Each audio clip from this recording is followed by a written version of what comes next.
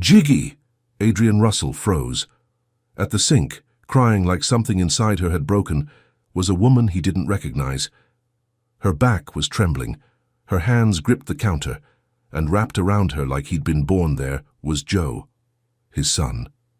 Legs locked around her waist, arms around her neck. Adrian's voice caught in his throat. The teddy bear he'd brought from Manhattan slipped from his hand and hit the tile. 3 weeks away, and this is what he came home to.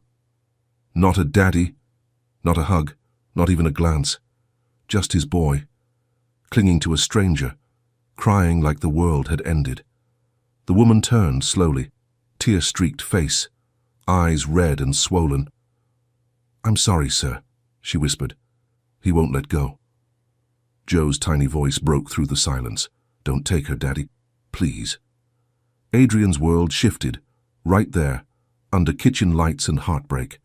And for the first time in his life, he had no idea what to say. Adrian hadn't expected fanfare. He knew Joe might be shy after 3 weeks, knew he might need time to warm up, but he imagined something, a smile, a small run toward him, a giggle, not silence, not sobbing, and certainly not this woman. He tried to speak, tried to find his voice somewhere beneath the jet lag and the cold shock, but his mouth stayed dry. His eyes stayed on his son, whose small fingers were now twisted tightly into the folds of the woman's apron. The last time Adrian held him, it was in a glass hotel suite in San Francisco. Joe had waved goodbye on FaceTime, lips puckered to the screen. Now he wouldn't even look at him. "I'm Priscilla," the woman said softly, her arms gently supporting Joe's weight. "We spoke. The agency sent me." He searched his memory. There had been a voicemail. Something about a last-minute change. He hadn't followed up. Joe's shoulders shook. His breath came out in small, broken gasps against her neck. Priscilla didn't flinch. She didn't ask him to let go. She just held him, like she'd been doing it for a while. Adrian stepped forward, slowly. The teddy bear still lay on the floor behind him, forgotten. "I brought this for you," he said, voice unsure. Joe didn't respond. Priscilla swallowed hard. He has nightmares, almost every night." Her voice cracked, but she held it steady. "I stay with him until he can fall asleep again." Adrian felt the weight of those words land in his chest. Heavy, unforgiving. He remembered an email flagged as "not urgent." He never opened it. Joe pressed his face deeper into her shoulder, as if he could hide from the world and from his father. Adrian took another step, then stopped. He wasn't sure if he had the right to come any closer. Before we continue, click subscribe, like this video, and tell us where in the world you're watching from. I hope this video makes you believe kindness comes from the heart. Adrian's jaw tightened. The silence between them felt louder than the sobs. He took a breath, steady, practiced. "Joe," he said again, softer this time. "It's me, buddy. Daddy's home." Joe flinched but didn't move. Adrian's eyes flicked to Priscilla. Her grip on the boy hadn't loosened. He didn't like the way that made him feel. "I'd like to speak to you," he said, eyes narrowing slightly. "Alone." Priscilla's spine straightened, but she didn't move either. "He doesn't want me to let go," she said quietly. "I tried." He cried harder. Adrian stared at her. Why was he crying in the first place? She hesitated, just for a second. Then her voice landed flat, without drama. "Because he told me he wished I was his mom." The words hung like smoke in the air. Adrian blinked. "What?" Priscilla's eyes glistened, but her face stayed calm. "He misses something. I just happened to be here when he needed someone." Joe let out a shaky breath. Priscilla's hand moved gently along his back, almost without thinking. It wasn't rehearsed. It was muscle memory. Adrian took a slow step forward.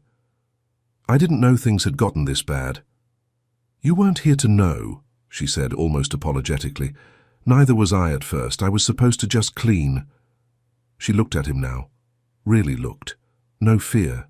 Just honesty. "But then I heard him crying through the walls.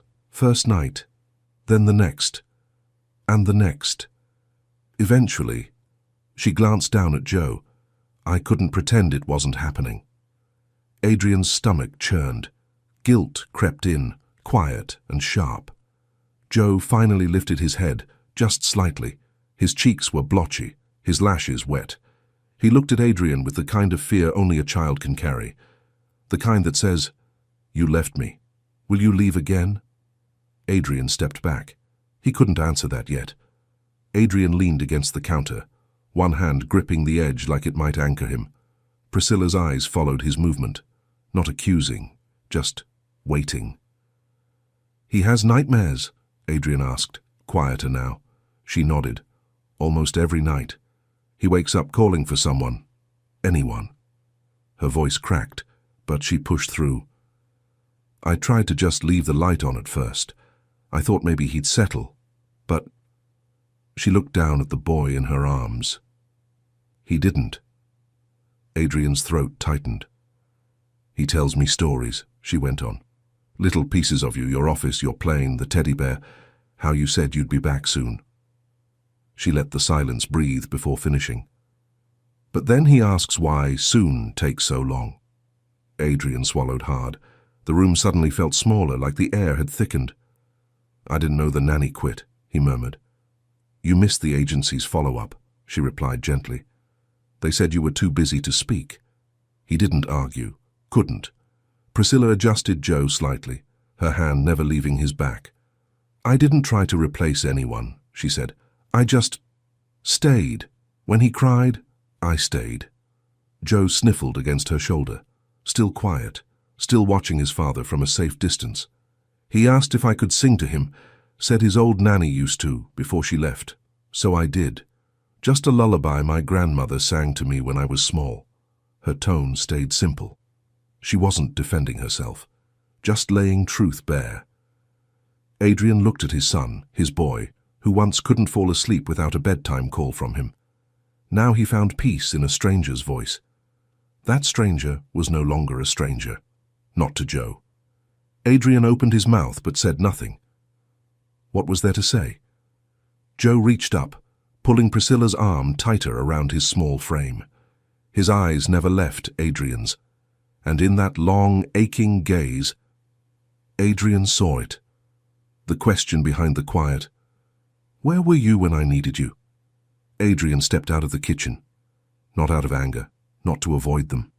He just needed space to breathe.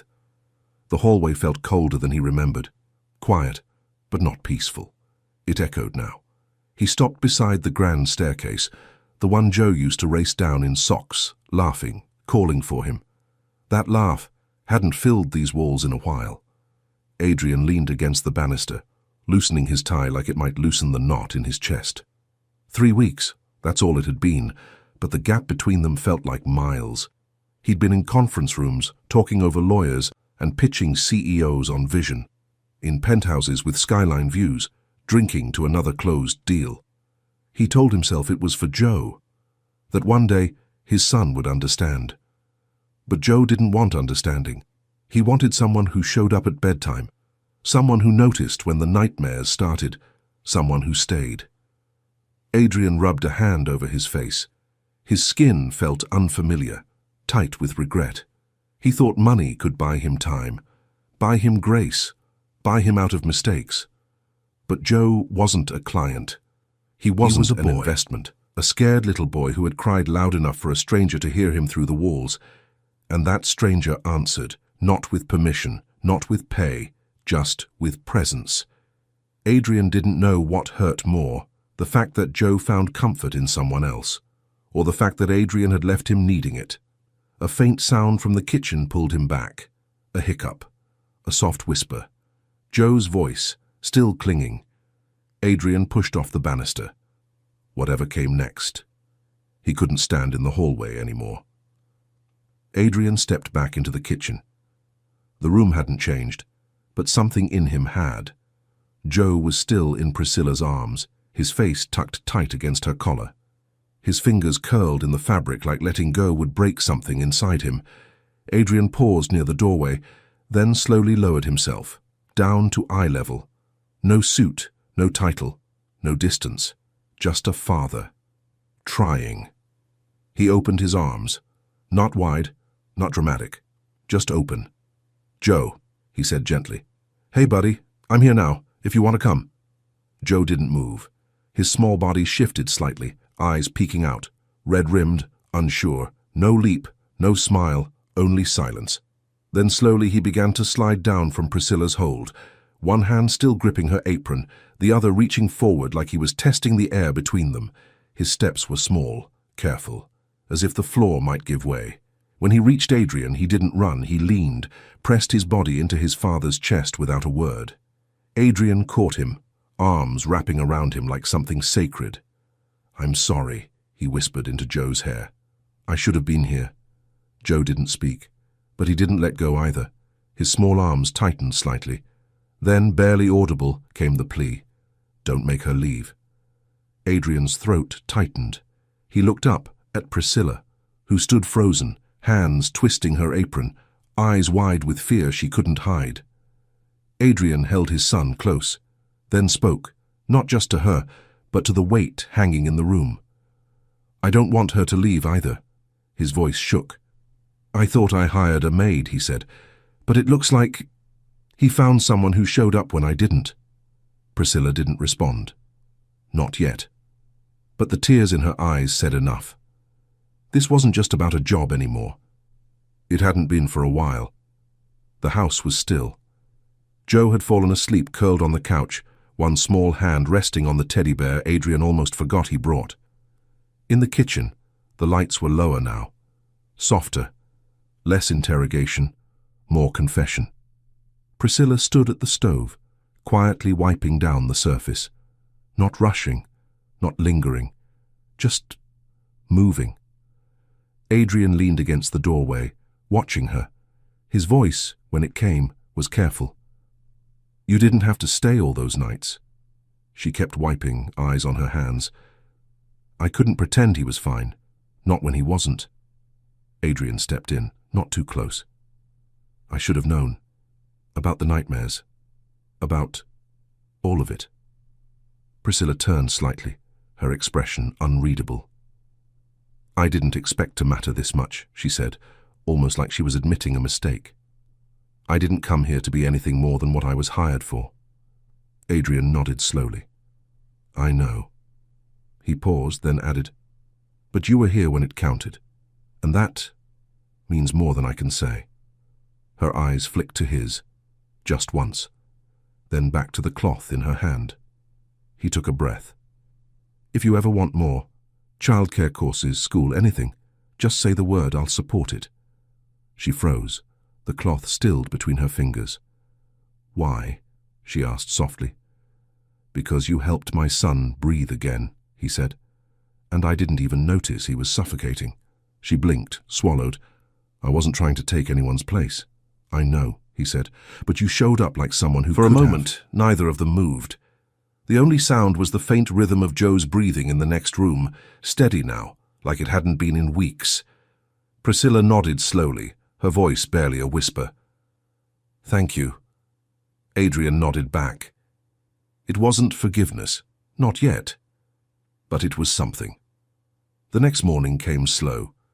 Grey light filtered through linen curtains. Rain tapped softly on the windows. Priscilla stood near the dining table, folding laundry with practiced calm. The kind of movement that asked for no attention but deserved it. Adrian poured coffee across the room, watching her. "Can I ask you something?" he said. She paused but didn't turn. "Of course." "When did it stop feeling like just a job?" The question landed quietly. She folded a small t-shirt, smoothing the fabric with her palm. "Probably the second night," she said. "He called out for someone. No name. Just a cry." She looked up. "I didn't plan to go in. I sat outside his door for almost an hour, thinking I should wait, that someone else would come." Adrian's stomach tightened. "No one did," she added. "So I did." He nodded slowly, walked over, leaned against the edge of the table. "This house doesn't make it easy to feel like you belong," he admitted. She gave a faint smile. "It wasn't built for warmth." He studied her. "I want to be clear about something," he said. "You don't work for me anymore."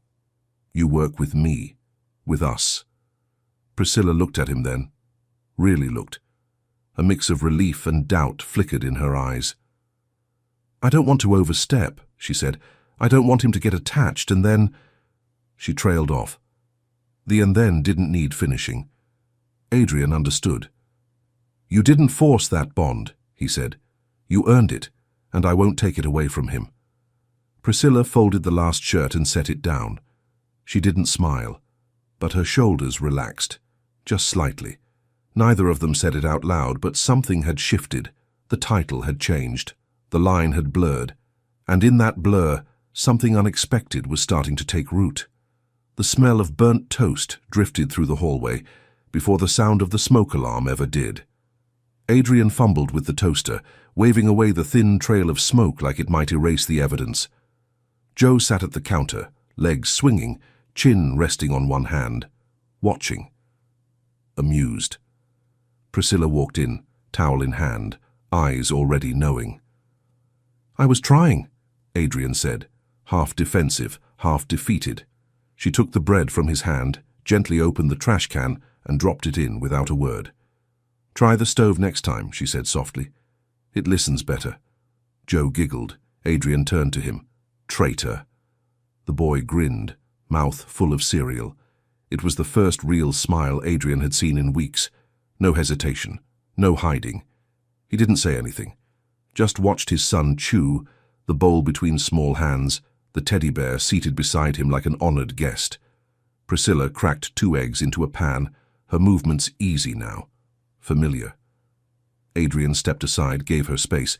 He didn't know what this morning was exactly, but it felt right, or at least like a start. Joe reached for Adrian's hand with one of his own, and Priscilla's with the other. No words, just connection. They stood like that for a moment, silent, 3 hands tangled across a breakfast counter that had never felt this full.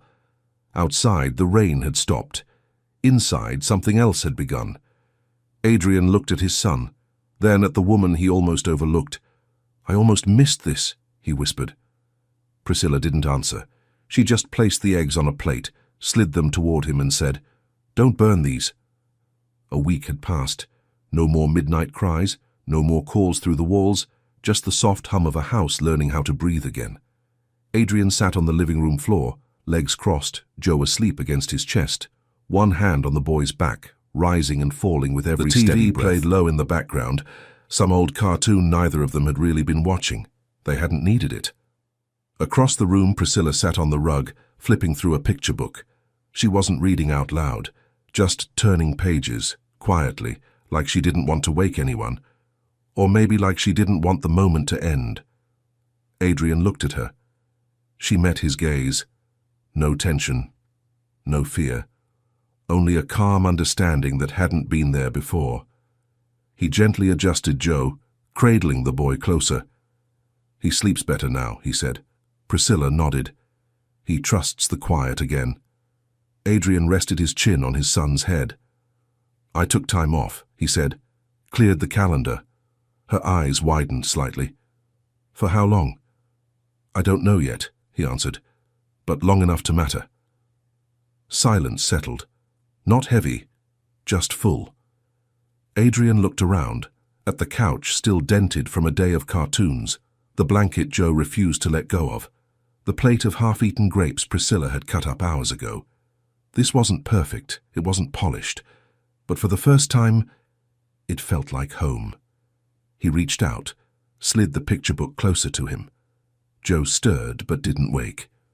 You still want to take those classes? He asked. Priscilla hesitated. I might. You'll have whatever you need, he said, and not just because of Joe, but because people who show up should be seen. She blinked. Once. Then gave the smallest smile. I'm not going anywhere. Adrian nodded. Neither was he. Sometimes love doesn't arrive dressed the way you expect. Sometimes it shows up in an apron, in lullabies sung through cracked doors, in the hands that never pulled away. And if you're lucky, you learn to stay. If this story stirred something in you, a memory, a feeling, or even just a moment of stillness, don't leave quietly. At Elevated Heart Stories, we share real moments that move hearts and open eyes. So take a second to subscribe, like this video, and let us know where in the world you're watching from, because your voice might be the light someone else is waiting for. Until next time, stay kind, stay human, and keep your heart elevated.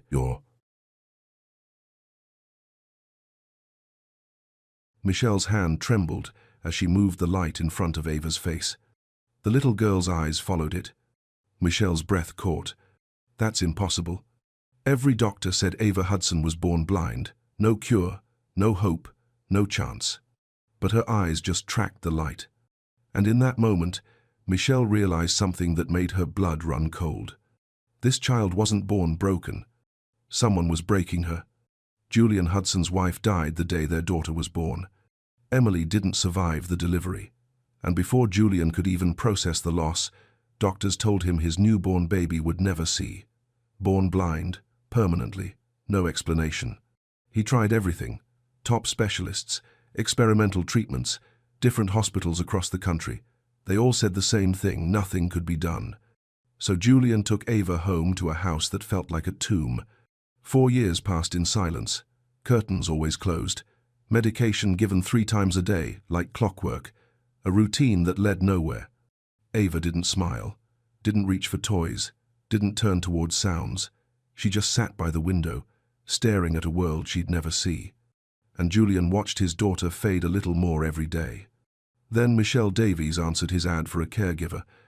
6 months earlier, Michelle had buried her infant son, 11 days old. The grief gutted her completely. She couldn't go back to nursing, couldn't face those NICU rooms without falling apart, but she needed something to hold on to. So she took the job. The first time Michelle held Ava's hand, the little girl squeezed back. Michelle had worked with blind children before. That response felt different, too aware, too connected. She started paying closer attention. The way Ava's head would turn when Michelle entered the room, not toward sound, but toward movement. The way she'd blink when light hit her face. The way she'd smile when the sun came through the window.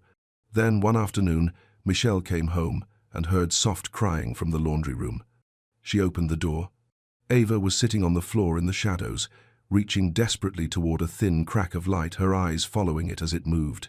Michelle knelt down, waved her hand through the beam. Ava's eyes tracked it. "Oh my God," Michelle whispered. "You can see."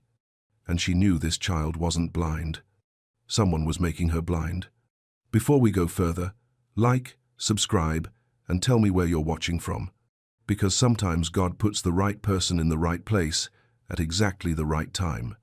And what Michelle uncovered next didn't just save one little girl. It exposed a conspiracy that would shake the medical world and save dozens of children from the same fate. Let's continue.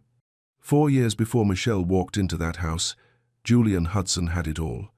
A wife he loved more than anything, a baby on the way, a life most people only dream about. Emily was 8 months pregnant when she started having contractions at dinner. They rushed to the hospital, laughing nervously, holding hands in the car. This was it. They were about to become parents. But something went wrong during delivery. The baby's heart rate dropped. Emily started hemorrhaging. Doctors rushed in. Julian was pushed out of the room. He stood in that waiting area for 3 hours, praying harder than he'd ever prayed in his life. When the doctor finally came out, Julian knew before he even spoke. "Mr. Hudson, your daughter is alive, but your wife. I'm so sorry. We did everything we could." The world stopped. Julian didn't cry, didn't scream. He just stood there, feeling his entire life collapse in on itself. Then they brought him his daughter. Tiny, fragile, wrapped in a pink blanket. She had Emily's nose, Emily's chin, and she couldn't see him. The pediatrician delivered the second blow. "Your daughter has congenital optic nerve hyperplasia. She's completely blind. I'm sorry." Julian looked down at this baby, the only piece of Emily he had left, and felt something inside him break that would never fully heal. He named her Ava. Emily had picked the name months earlier. Dr. Marcus Whitmore came to see him that same day. They'd known each other for years. He was at Julian's wedding, a trusted family friend. "I'll take care of her," Marcus promised. "We'll start treatment right away." Specialized eye drops. Medications. I won't give up on her. Julian clung to those words like a lifeline. He brought Ava home to a house that felt wrong without Emily in it. Her clothes still hung in the closet. Her coffee cup sat by the sink. The nursery they'd painted together now felt like a room full of broken dreams. Julian went through the motions. Feeding, diaper changes, medication schedule, eye drops 3 times a day, every day, exactly as Dr. Whitmore prescribed. But Ava didn't respond to anything.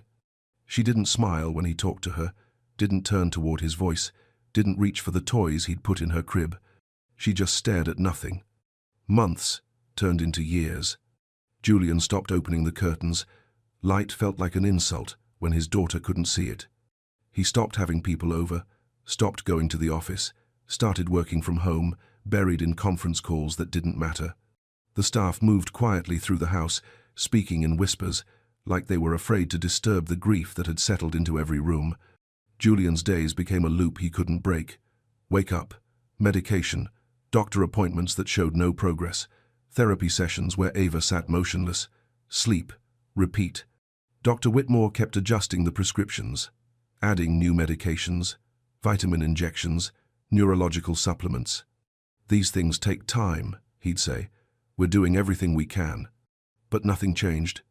Ava turned 2, then 3, then 4, and she still didn't see.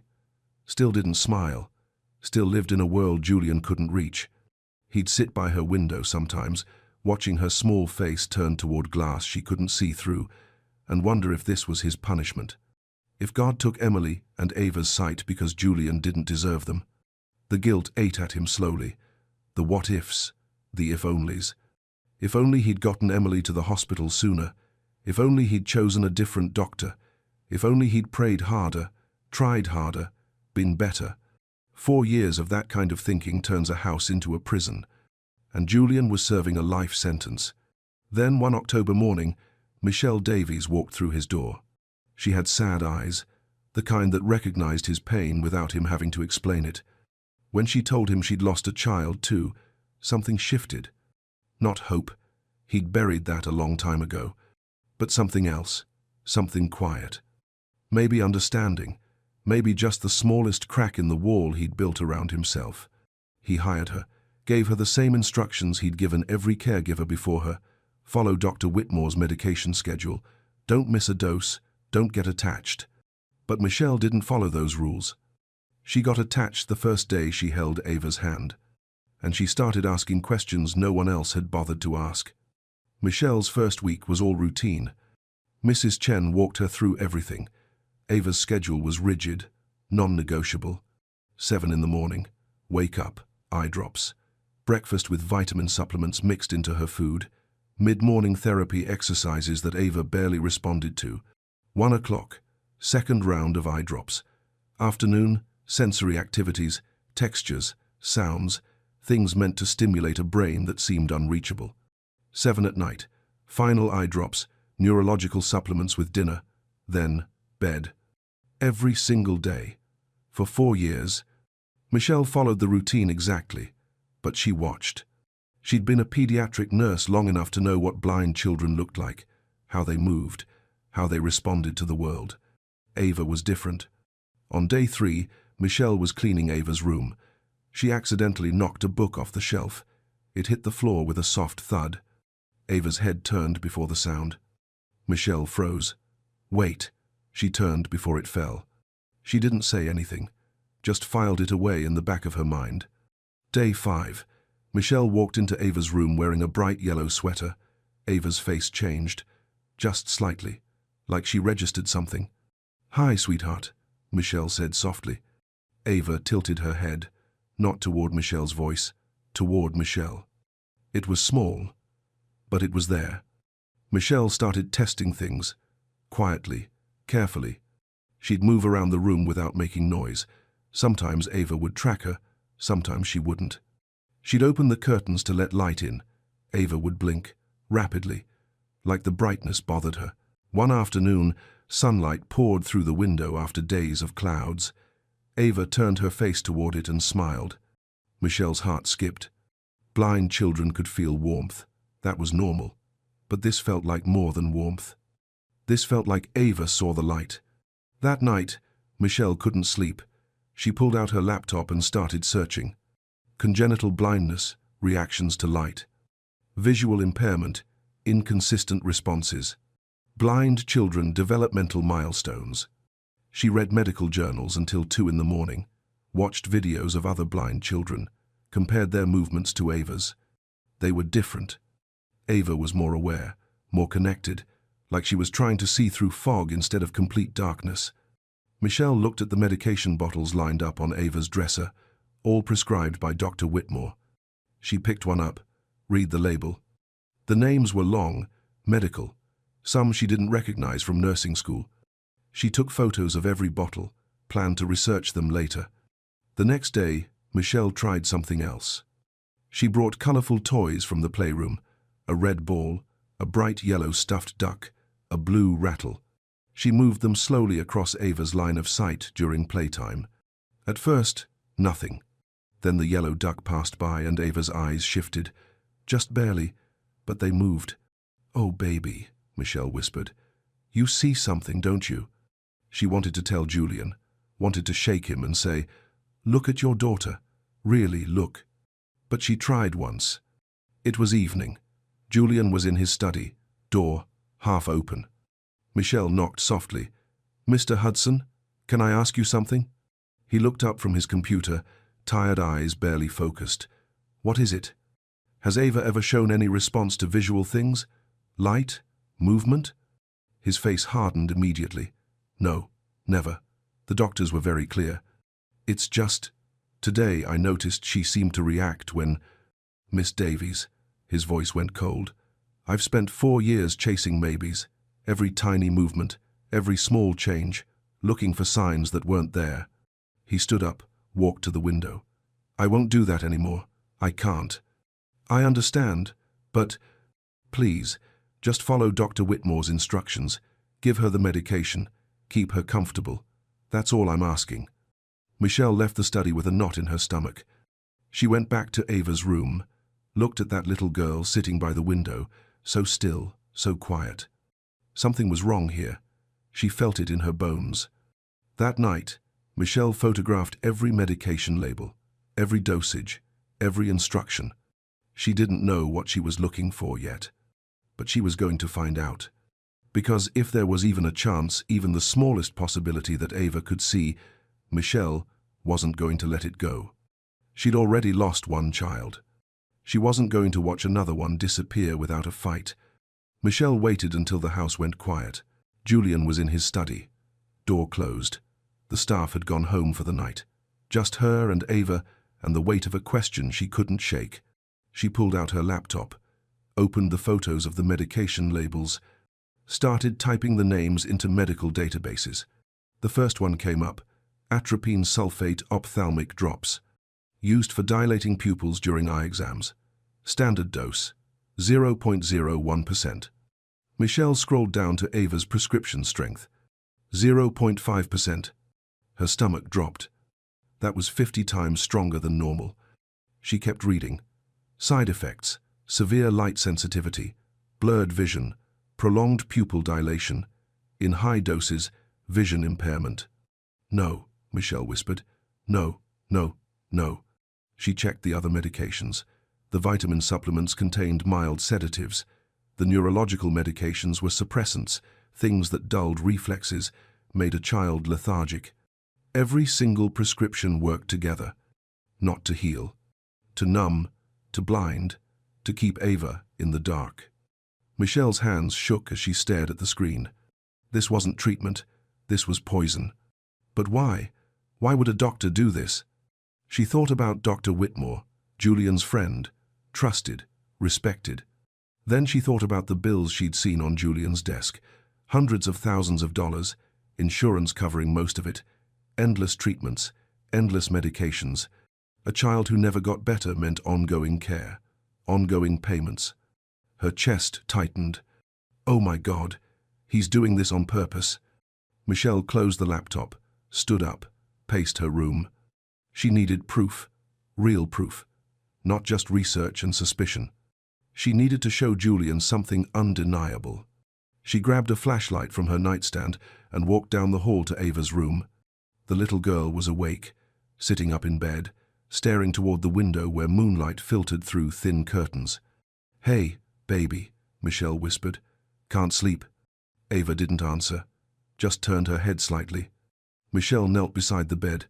"I'm going to try something, okay? Don't be scared." She clicked on the flashlight, kept it low at first, moved it slowly from left to right. Ava blinked. Her eyes followed the beam. Michelle's breath caught. She moved it again, faster this time. Ava's head turned, following, tracking. "You can see it," Michelle breathed. "Can't you, sweetheart?" She made the light dance on the wall. A circle, a zigzag. And Ava smiled, a real, genuine smile. She reached out with both hands, trying to touch the light. Tears streamed down Michelle's face. "Oh, baby girl. Oh, my sweet girl." Then Ava did something that broke Michelle completely. She looked right at Michelle, focused, clear, and whispered, "Mama?" Michelle pulled her close, held her tight. "I'm here. I'm right here." "Mama," Ava said again, stronger this time. "Pretty light." "Yes, baby, it's pretty. And you can see it. You can see."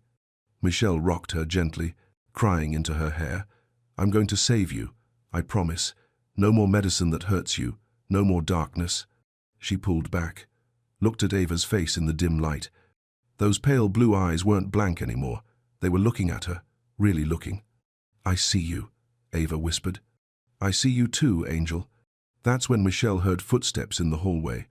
She turned. Julian stood in the doorway. His face was white, confused, then angry.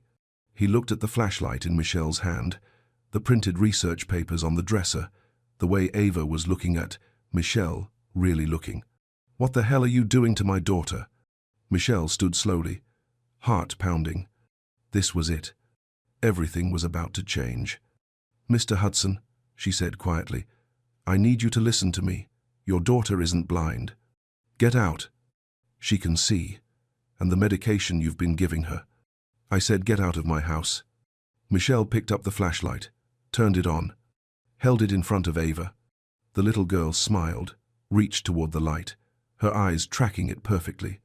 Julian's legs buckled. He grabbed the doorframe to keep from falling. "That's not. She can't." His voice broke. "The doctors said." Michelle's voice was steady, gentle. "The doctors lied." Julian sank to the floor, just dropped to his knees right there in the doorway. He stared at his daughter, at the way her eyes followed the light, the way she reached for it, smiled at it. 4 years, 4 years of darkness, and she could see. "I don't understand," he whispered. "They told me. Marcus told me." Michelle knelt beside him, handed him the printed research. "Look at these medications. Really, look." Julian's hands shook as he read, his eyes scanning the words, the dosages, the side effects. Severe light sensitivity, blurred vision, vision impairment. "No," he breathed. "No, this has to be wrong." "It's not wrong, Mr. Hudson. These aren't treating her. They're hurting her." Julian looked up at Michelle. His eyes were red, broken. "Marcus prescribed these. He was at my wedding. He held Ava when she was born. He's my friend." "I know." He wouldn't. He couldn't. But even as he said it, doubt crept in. The years of no progress, the endless appointments, the massive bills. Always more medications, always more treatments, never any results. Julian's voice cracked. "Oh God, what have I done? This isn't your fault. I gave her this poison, every day, for 4 years. I trusted him and I—" His words dissolved into sobs. Michelle put a hand on his shoulder. "You trusted a doctor. That's what parents do. I should have questioned it. Should have. You were grieving. You were drowning. You did what you thought was right." Julian looked at Ava. She was watching him now, really watching. Her little face turned toward his voice, her eyes trying to focus. "Daddy," she whispered. Julian's whole body went still. He stared at her. "What did you say?" Daddy." Clearer this time. He crawled to her bedside, took her small hands in his. "Baby, can you see me?" Ava squinted. Her vision wasn't clear, but she was looking at him, at his face. "Daddy's sad," she said softly. Julian broke completely, pulled her into his arms and sobbed into her hair. 4 years of silence. 4 years of believing she'd never know him, never see his face, never say his name. And she'd just said, "Daddy." Michelle backed away quietly, gave them space, watched this father hold his daughter like he was afraid she'd disappear. After a long moment, Julian looked up. His face was wet, raw. "What do we do?" he asked. "If we stop the medications? What if it hurts her? What if we don't stop them?" Michelle said gently. "What if every day we wait, we're hurting her more?" Julian looked at the medication bottles on the dresser, all lined up. 4 years of routine. He stood slowly, walked over, picked them up one by one. "No more," he said quietly. "No more of this." He looked at Michelle. "Starting tomorrow, we stop everything. What about Dr. Whitmore?" Julian's jaw tightened. "I'll deal with Marcus." But even as he said it, something cold settled in his chest. If Marcus had done this deliberately, if he'd been poisoning Ava for years, then this wasn't just malpractice. This was something darker. "Mr. Hudson," Michelle said carefully, "if he did this on purpose, we need to be careful. We need proof." Julian nodded. His mind was already spinning, already thinking through what came next.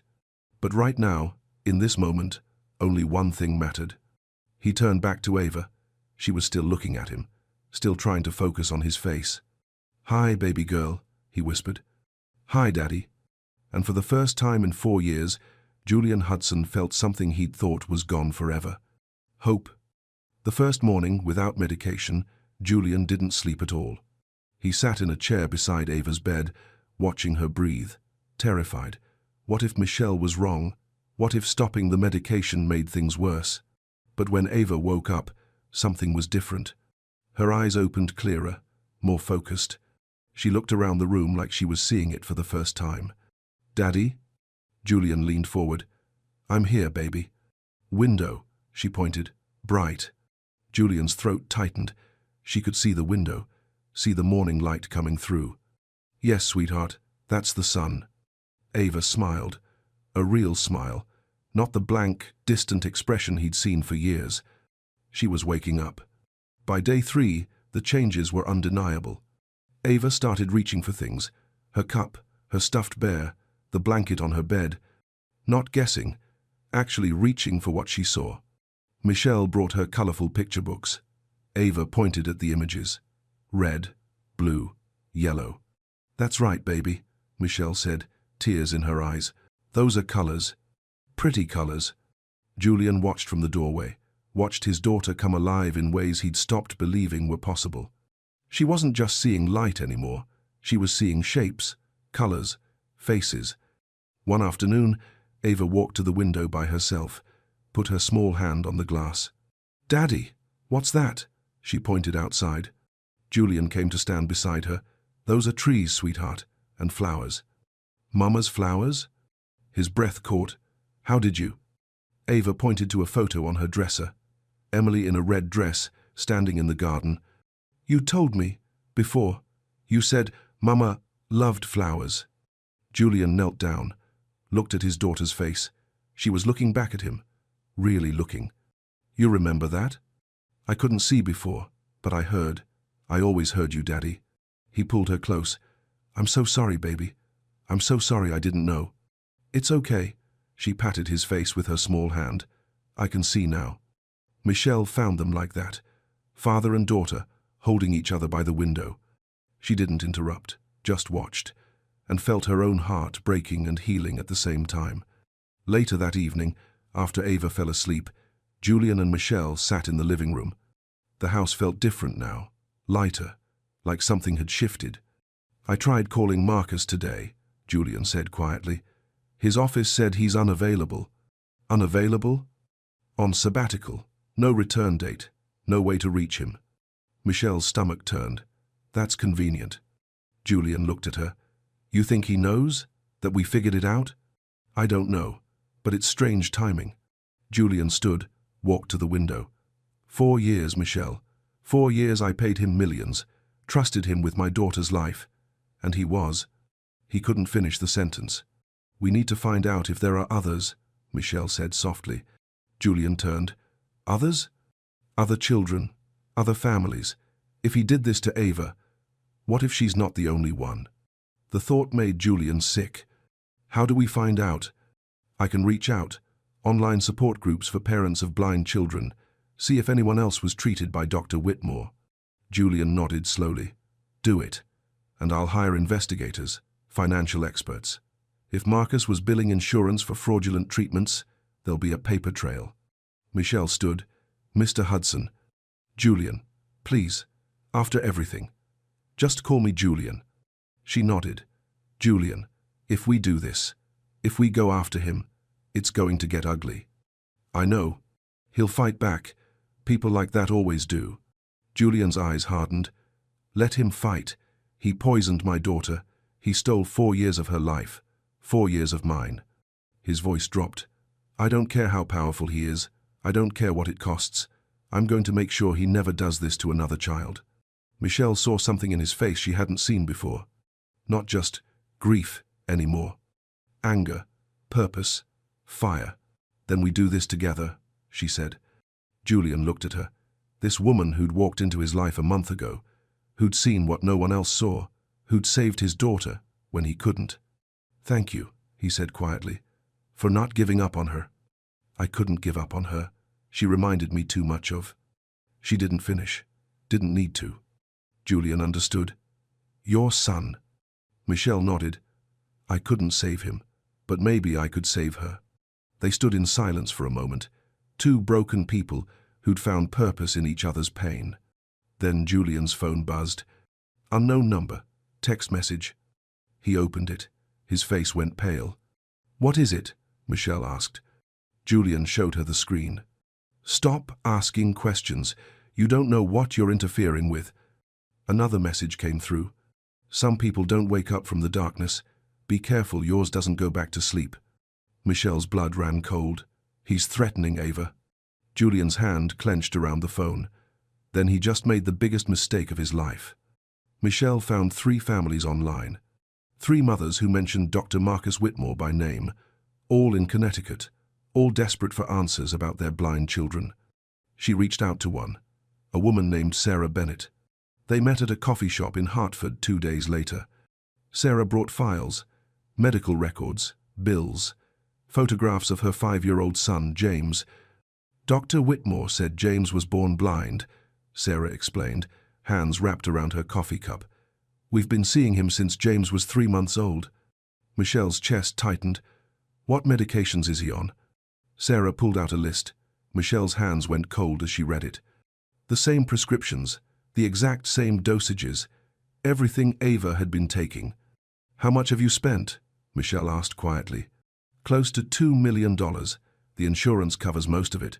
But, Sarah's voice cracked, we've done everything he told us. Every treatment, every medication. Nothing's worked. Michelle reached across the table, took Sarah's hand. Has James ever responded to light? Sarah hesitated. Sometimes I think. But Dr. Whitmore says I'm imagining things. That false hope is cruel. You're not imagining it. Michelle told her everything. About Ava, the medications, the research, how Ava's vision was coming back after they stopped the treatments. Sarah's face went pale. You're saying Marcus has been blinding my son? I'm saying you need to get a second opinion from a doctor who isn't connected to Dr. Whitmore. Sarah started crying, right there in the coffee shop. Quiet, broken sobs. 5 years, she whispered. 5 years I've trusted him. Michelle held her hand tighter. I know. I'm so sorry. When Michelle got home, Julian was waiting in the living room. I found something, he said. His voice was hollow. He showed her the investigator's report. Dr. Whitmore had treated 14 children in the past 7 years, all diagnosed as incurably blind, all on similar medication regimens, all from wealthy families or families with extensive insurance coverage. 14 children, Julian said. 14. Michelle sank onto the couch. Oh my God. The billing records show millions, insurance claims for experimental treatments, medications that cost thousands per month. Julian's hands were shaking. He created patients who'd never get better, children who'd need care for life. It's not just malpractice, Michelle whispered. It's evil. Julian's voice was hard, cold. That's what it is. They sat in silence, the weight of it crushing. 14 children, 14 families, years of stolen sight, stolen hope. We have to tell someone, Michelle said. The police, the medical board, someone. I already called my attorney. He's connecting us with the FBI, white-collar crime division. Michelle looked at him. The FBI? This is fraud on a massive scale. Insurance fraud, medical fraud, and, his voice dropped, child endangerment. Another text came through on Julian's phone. Unknown number again. Last warning, walk away or everyone gets hurt. Julian showed it to Michelle. He's scared. That's why he's threatening us. Or he's dangerous. I don't care. Julian's eyes were fierce. He hurt my daughter. He hurt other children. I'm not backing down. Michelle thought about Ava, about Sarah's son, about 12 other children out there still taking those medications, still living in darkness they didn't have to live in. Neither am I, she said. That night, Michelle checked on Ava before bed. The little girl was asleep, curled up with her stuffed bear, her face peaceful, no longer blank.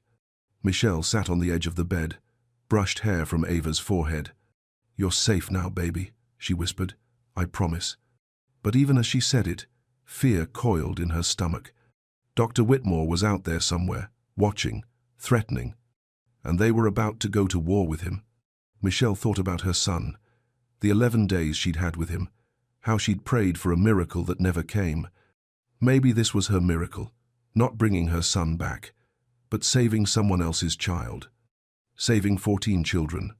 She kissed Ava's forehead. I won't let him hurt you again. When she left the room, Julian was standing in the hallway. Can't sleep either? He asked. No. They walked downstairs together, sat in the dim living room. I keep thinking about Emily, Julian said quietly, about what she'd say if she knew. What would she say? That, I should have seen it sooner, should have protected Ava better. Michelle shook her head. She'd say you're protecting her now. That's what matters. Julian looked at her, really looked. You saved her life, Michelle. You know that, right? We saved her. Together. Something passed between them in that moment. Understanding. Connection. Two people who'd lost everything, who'd found purpose in each other's pain. Whatever happens next, Julian said, I'm glad you're here. Michelle nodded. Me too.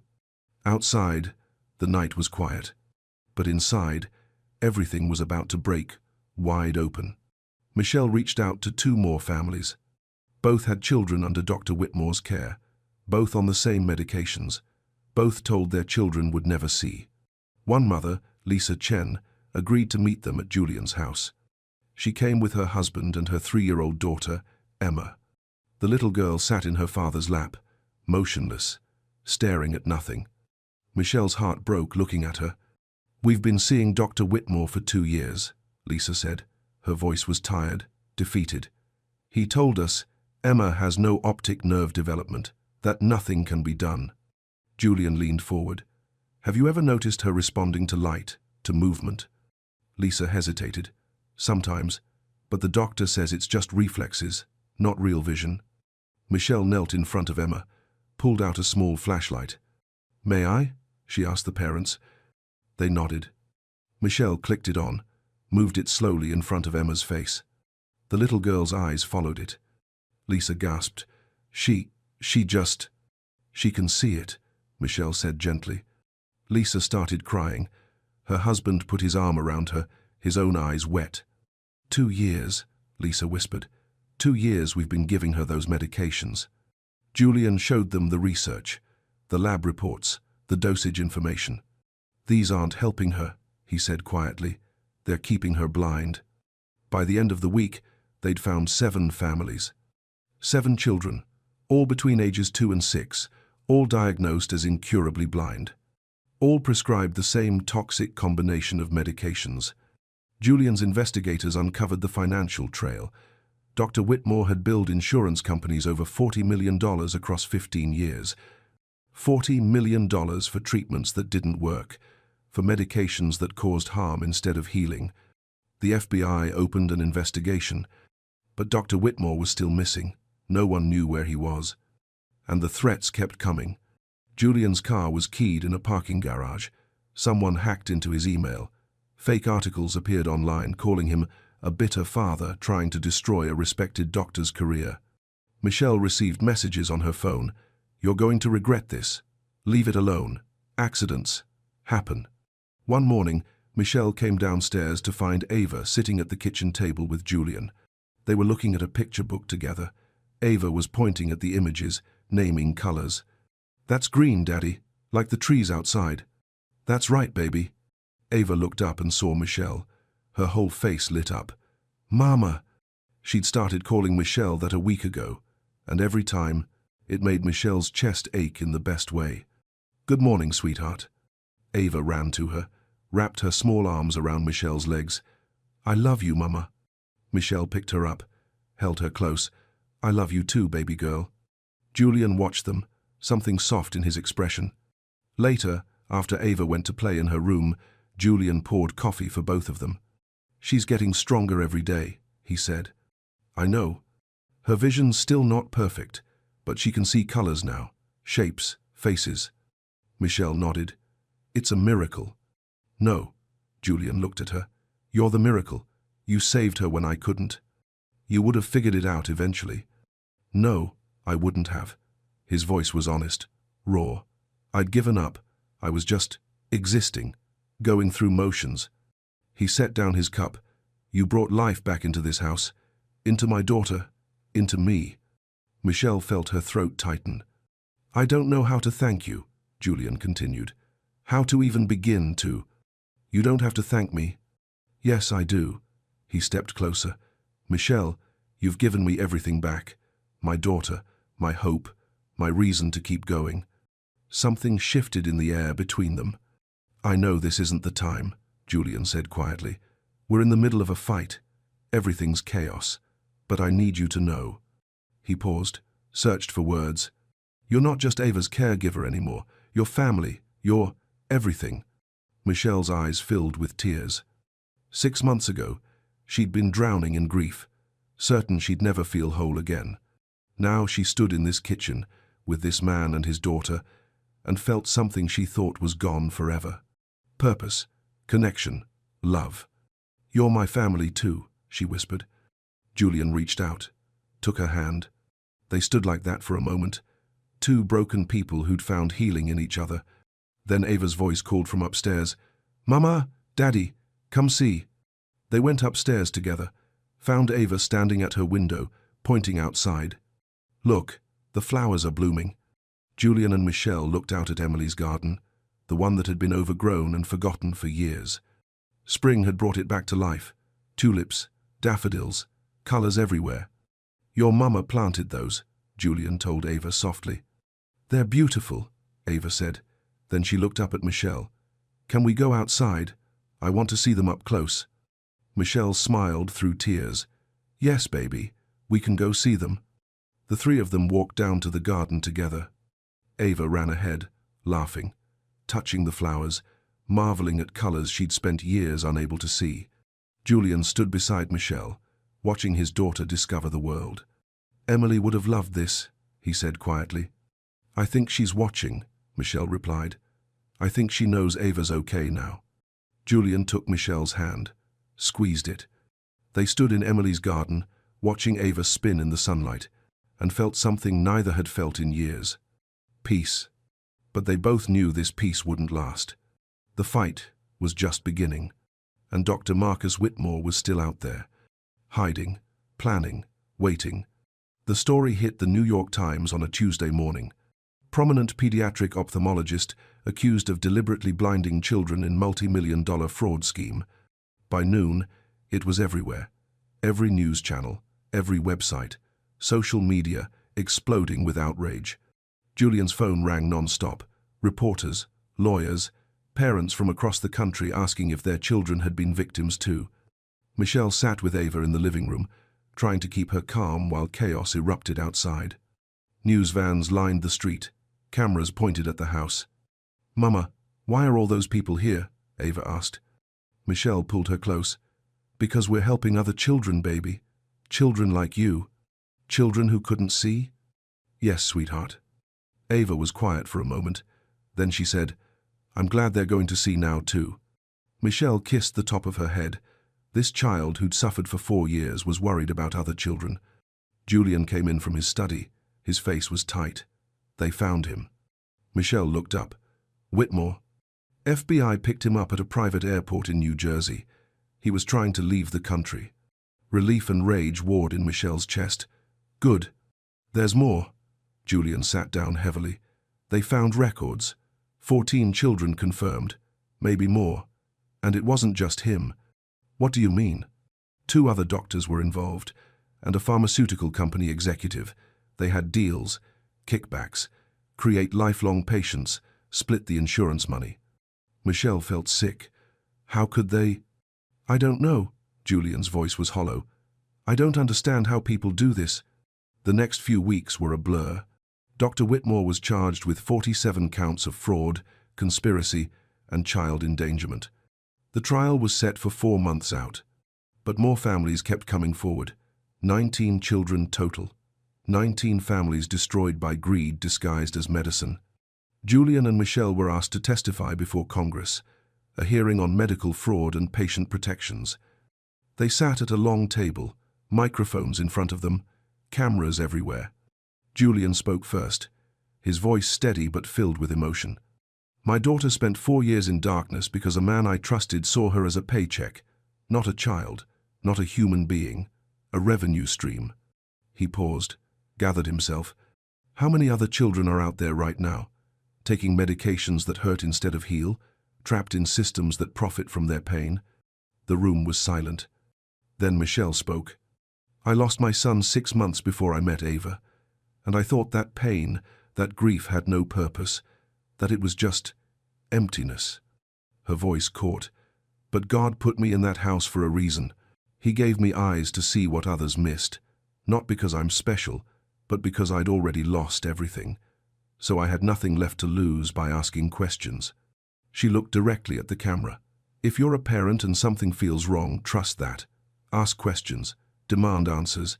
Don't let anyone tell you that your instincts don't matter." The hearing ended with standing applause. That night, Julian found Michelle in Emily's garden. She was sitting on a bench, watching Ava chase fireflies in the twilight. "You were amazing today," he said, sitting beside her. "So were you." They watched Ava together, her laughter filling the air, her eyes tracking the blinking lights. "I never thought I'd hear her laugh like that," Julian said quietly. "She's free now. Because of you." Michelle shook her head. "Because God didn't give up on her. Even when we couldn't see the way forward, He did." Julian took her hand. "Michelle, I need to tell you something." She turned to look at him. "When Emily died, I thought my life was over, that the best parts were behind me." His voice was thick with emotion. "But you brought light back into the darkest place I've ever been. Julian, I love you." The words came out raw, honest. "I love the way you love my daughter, the way you fought for her, the way you see the world." Tears slid down Michelle's cheeks. "I know it's complicated," he continued. "I know we've been through hell together, but I can't imagine my life without you in it anymore." Michelle touched his face. "I love you too. I think I have for a while now." He leaned his forehead against hers. "Will you stay? Not as Ava's caregiver, as my partner, my family." "Yes," she whispered. "Yes." Ava ran over, breathless and smiling. "Mama, Daddy, did you see the lights?" Julian scooped her up. "We saw, baby girl. They're so pretty. Everything's so pretty now." Michelle wrapped her arms around both of them. And standing there in that garden, the 3 of them together, she felt it. Redemption. Not the kind that erases pain, but the kind that transforms it into something beautiful. Something worth fighting for. Dr. Marcus Whitmore was sentenced to 25 years in federal prison. The judge's words were final. "You betrayed the most sacred trust in medicine. You harmed children for profit. This court shows you no mercy." Julian sat in that courtroom with Michelle beside him and felt something release in his chest. Not joy, not satisfaction, just closure. Justice had been served, but it couldn't give back the years, couldn't undo the damage. All they could do was move forward. 6 months later, Julian and Michelle stood in Emily's garden. The same garden where Julian had proposed. This time, folding chairs lined the grass. Close friends, the families they'd helped, the prosecutors who'd fought for justice, and Ava wearing a white dress with flowers in her hair holding a basket of petals. The officiant began. "We're gathered here today to witness the joining of two people who found each other in the darkest season of their lives." Julian looked at Michelle. She was crying already. Happy tears this time. He took her hands. "I thought I'd lost everything," he said, his voice thick. "My wife, my hope, my daughter's future. But God had a plan I couldn't see. He brought you into our lives when we needed you most, and somewhere along the way, you became my everything." Michelle squeezed his hands. "I thought my pain had no purpose, that losing my son was just senseless tragedy." Her voice broke. "But God used that grief to save your daughter, to save other children. He took my broken heart and made it into something that could heal." She wiped her eyes. "You and Ava didn't just give me a family. You gave me a reason to believe again." When they kissed, Ava cheered loudest of all, threw petals in the air that she could finally see. Later, at the reception, Sarah Bennett approached them with her son James.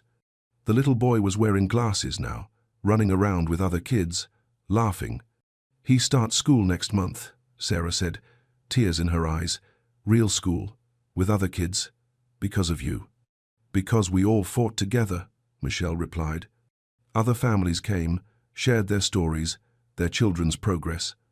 Emma Chen was painting now, colors everywhere, making up for lost time. A 6-year-old boy named Michael was learning to read. Large print books, but reading. Not every child regained full vision. The damage had been done. But they were all seeing more than they had, living more fully.